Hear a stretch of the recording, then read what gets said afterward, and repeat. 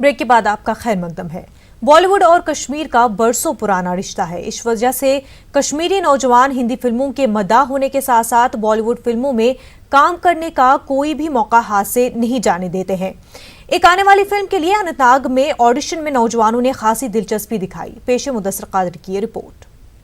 तारीफ करूं क्या उसकी जिसने तुम्हें बनाया। गिटार के सुरों को अपनी आवाज से मिलाने वाले ये नौजवान कश्मीर के मुख्तलिफ हिस्सों से एक नई फिल्म के लिए हो रहे ऑडिशन में हिस्सा लेने के लिए यहाँ आए हैं।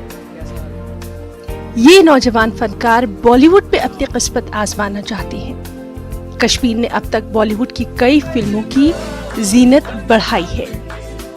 यहाँ के बासलाहियत नौजवानों की हमेशा से इन फिल्मों का हिस्सा बनने की ख्वाहिश रही है। इन नौजवानों ने कैमरे के सामने अपने हुनर का बखूबी मुजाहरा किया। मुख्तलिफ प्रोडक्शन हाउसेस और फिल्म इंडस्ट्री से मुंसलिक अफराद की आमद को यहाँ काफी अहम माना जा रहा है। यहाँ पर जो लाइन अप कर रहे हैं बॉलीवुड की फिल्में, मैं उनका शुक्रगुजार हूँ कि ताकि वो यहाँ पर बॉलीवुड को बुला रहे हैं और बॉलीवुड हमें ढूंढ रहा है। हम में से बहुत टैलेंट है कश्मीर में और हम अपना टैलेंट छुपा के रखते हैं। अब हम चाहते हैं कि बॉलीवुड यहाँ आए और हम अपना टैलेंट उन्हें दिखाएं, क्योंकि काफ़ी पसंद आया बॉलीवुड को हमारा टैलेंट।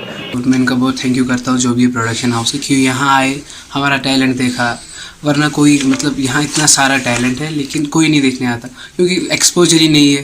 कैसे करेगा, हम घर में एक्टिंग करते हो, बाहर नहीं जा पाते। अब हम यहाँ आए, ऑडिशन दिया, अब देखते हैं क्या होता है। ये एक अच्छी बात है कि आ रहा है अब हमारे साउथ कश्मीर में ऐसी चीज़ें हो रही है, प्रोडक्शंस आ रही है, ऑडिशंस ले रहे हैं, तो उससे क्या होता है कि फ़ायदा हो जाता है, क्योंकि जो एक्टर्स हैं वो अपनी निश पूरी कर पाते हैं। हर एक इंसान में अपना अपना एक कैपेसिटी होती है, अलग अलग टैलेंट्स होते हैं, तो जो एक्टर्स अभी तक छुपे थे उनको थोड़ा चांस मिलेगा। बॉलीवुड में अब तक कई कश्मीरी नौजवानों ने अपनी सलाहियतों का खूब लोहा भी बनवाया है और ऐसे में बॉलीवुड को कश्मीर में ऐसे नए टैलेंट की तलाश है जो कि इंडस्ट्री की रौनक मजीद बढ़ा सके। तो हम चाहते हैं कि यहाँ का यूथ जो है ना, जो फार फ्लंग एरियाज में वो आगे आ जाए। उसके लिए हम एक काम कर रहे हैं, उसके लिए हम ऑडिशंस कर रहे हैं फार फ्लंग एरियाज में, ताकि उनका जो टैलेंट है वो बाहर आ जाए। यूथ जो कश्मीरी है वो पहले से काम कर रहे हैं फिल्मों में, लेकिन उनका वो एक्सपोजर जो हम चाहते हैं कि वो नहीं मिल रहा है। तो उसके लिए हम ये कोशिश करते हैं कि यहाँ हम जाएँ, लोगों के पास, लोग आए हमारे पास, हम ये उनका टैलेंट आगे भेज दें। उधर नौजवानों को इस बात का मलाल है कि मौजूदा दौर में भी कश्मीर को कई ऐसी सहूलियात से महरूम रखा गया जिससे उनके कामयाबी के सफर में रुकावटें पैदा हो रही हैं। कई माह से इंटरनेट बंद होने से नौजवानों को खास तौर पर मुश्किलात का बेहद सामना है। कुछ बच्चों तक ये मैसेज नहीं पहुंच पाई।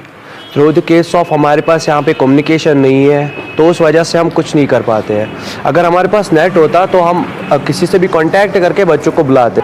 हम चाहते हैं कि यहाँ पे ये प्रोडक्शन बहुत सारे आए, ना कि एक ही प्रोडक्शन, बहुत सारे प्रोडक्शन आने चाहिए। कौन सा ठीक मिल रहा है, लेकिन कनेक्टिविटी नहीं हो रही है। जो आर्टिस्ट है उनके साथ अभी कोई राबिता नहीं हो रहा है। राबिता नेट की वजह से नहीं हो रहा है, क्योंकि नेट यहाँ बंद है, इसकी वजह से राबिता नहीं हो रहा है। तो ऐसे जो पुराने सिम है वो सबके बंद हो गए, नए से हमको बहुत दिक्कत आ रही है। नए से कांटेक्ट करना, उनके घर जाना पड़ता है। कश्मीर के नौजवानों ने पहले ही दंगल, हैदर, बजरंगी भाईजान, सीक्रेट सुपरस्टार, लैला मजनू जैसी सुपरहिट फिल्मों में काम करके ये साबित कर दिया है कि जरा नम हो तो ये मिट्टी बहुत जरखेज है साथी। जरूरत इस बात की है कि मुताल्लिकीन की जानिब से कश्मीर के टैलेंट को आगे बढ़ाने के लिए मुनासिब इक़दाम उठाए जाएं। न्यूज़ 18 उर्दू के लिए अनंतनाग से मुदस्सिर कादरी की रिपोर्ट।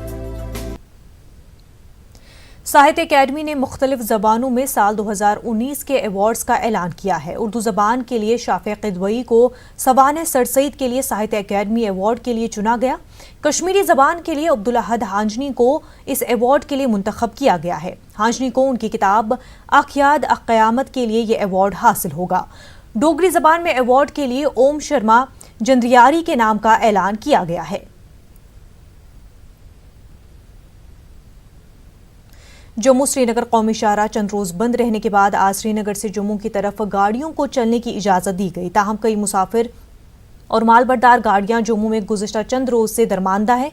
इन मुसाफिरों का कहना है कि उन्हें काफ़ी मुश्किलात का सामना है। कई मुसाफिर गाड़ियां जम्मू से श्रीनगर की तरफ जाने की कोशिशें भी कर रही हैं, लेकिन नगरोटा से उन्हें वापस किया जा रहा है। ट्रैफिक हुकाम का कहना है कि सड़क की हालत को देखते हुए इंतजामिया ने एक तरफा ट्रैफिक की इजाज़त दी है। जम्मू में दरमांदा गाड़ियों को अपनी बारी पर सफ़र करने की इजाज़त दी जाएगी। नहीं देते हैं, 12 तारीख से बहुत परेशानी हो रही है हमसे, तो इसलिए मेरी बहुत रिक्वेस्ट है कि हमें इजाज़त मिलना चाहिए कि हम अपने घर जाएं। बहुत मुश्किल का सामना करना पड़ता है। पीजीआई से आई हूँ, जब से आई हूँ तब से यहाँ पे रोड पे हूँ। 2 बेटियाँ घर में ही हैं, छोटी बेटियाँ हैं, वो रो रही हैं बहुत ज़्यादा, वो हमारे इंतज़ार कर रहे हैं घर में, इसीलिए हमें यहाँ से रास्ता छोड़ना चाहिए। प्लीज़ मेहरबानी करके अब रास्ता खुल जाना चाहिए। हम ये अल्लाह हुकाम से ये कहना चाहते हैं कि जैसे कश्मीरियों को मजबूरी है जम्मू आने की, वैसे ही पैसेंजर जो फंसे हैं यहाँ जम्मू में फंसे हैं उनको भी वैसे मजबूरी है अपने घर पहुँचने की। जहाँ के आदों को 12-12 दिन हो गए कि नगरोटा तक आते हैं, यहाँ से वापस फिर जम्मू चले जाते हैं वापस। इसमें तो मैं तो 2-4 दिन रोड ब्लॉक रहा और कल से थोड़ा सा ये थ्रू है, जिसमें कल भी डान कन्वाई थी और आज भी जो है श्रीनगर से जम्मू के लिए ये गाड़ियाँ आ रही हैं। तो जो है 1 वे रखा है, तो जम्मू से श्रीनगर के लिए किसी गाड़ी को अलो नहीं है। तो कश्मीर बॉन्ड की जो भी गाड़ी है उसको हम यहाँ से टर्न करवा रहे हैं। तो बाकी लोकल उधमपुर, डोडा, किश्तवाड़ जो है वो जा रही हैं गाड़ी। सब जिला अस्पताल गुरेज में शदीद तौर पर बीमार 4 मरीज पिछले 4 रोज से दरमांदा है। इन मरीजों को इलाज के लिए डॉक्टरों ने श्रीनगर मुंतकिल करने को कहा है।